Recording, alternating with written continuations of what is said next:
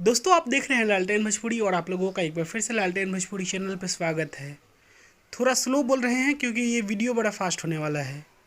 और video fast इसलिए होने वाला है क्योंकि आप लोग इस वीडियो में जो वीडियो क्लिप देखेंगे वो आपको उत्तेजित कर देगा, एक्साइटेड कर देगा।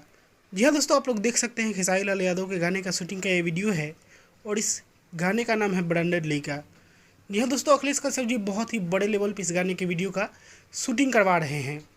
इतना बड़ा सेट तैयार किया गया था कि खेसारी लाल यादव अपने बेटे का जन्मदिन तक छोड़ दिए इस गाने के शूटिंग के लिए। और दोस्तों रिजल्ट आप लोग देख सकते हैं कितना ज़बरदस्त तरीके से इस गाने की शूटिंग हो रही है। वीडियो में आप लोग देख सकते हैं कितना खेसारी लाल यादव बदन पे कुछ नहीं पहने हुए हैं और पूरा फॉग का माहौल है और बहुत ही बड़े लेवल पे इस गाने की शूटिंग की गई है।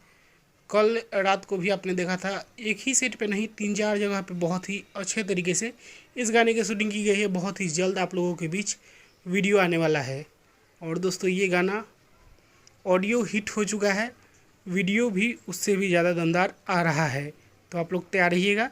और इसी के साथ मैं इस वीडियो को यहीं पे ख़त्म करता हूँ। आप लोग इस वीडियो को लाइक करिएगा, शेयर करिएगा।